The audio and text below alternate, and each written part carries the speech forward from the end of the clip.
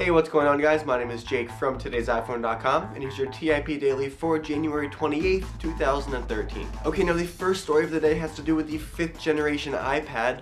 Apparently 9 to 5 Mac claims to have gotten their hands on a bunch of pictures of the housing for the next generation iPad, and as you can tell by the images, it looks exactly like the back of the iPad mini, just bigger. So that means a slimmer overall design with either the black and slate or the silver aluminum color combinations, with the chamfered edge, lightning port, and smaller overall footprint. Now these pictures, at least to me, they do look pretty legit. There's a bunch of different angles and you can see like where everything would fit into this case, but at the same time there's really no way of knowing if these are real or not. They could be photoshopped, they could be some sort of model that someone cooked up to fool us. Either way though, I don't think it's too much of a stretch to suggest that Apple will be implementing the design of the iPad mini in at least the future iPad models and maybe future iPods or iPhones down the line as well. Okay, moving on, Apple released iOS 6.1 to everybody today, so if you haven't already updated, you should definitely go and do that. There aren't too many big exciting updates. There's a bunch of bug fixes and security updates and that kind of thing.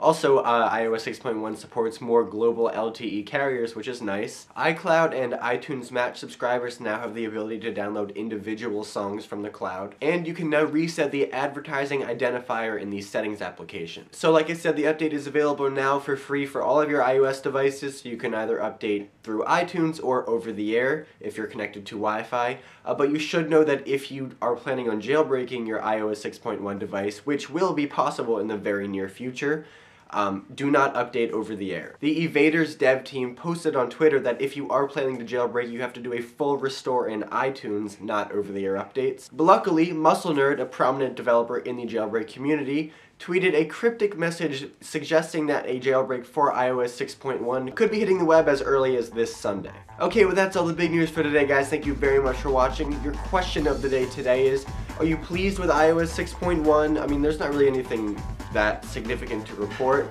Are there any changes or fixes that you really hoped to see in the software that didn't quite make it this time? You can let me know in the comment section down below or on Twitter at TIP_Jake. Please don't forget the links to everything I talked about in this video in the description down below, so definitely check those out. And as always, for more news, views, and reviews, don't forget to hit up today'siphone.com.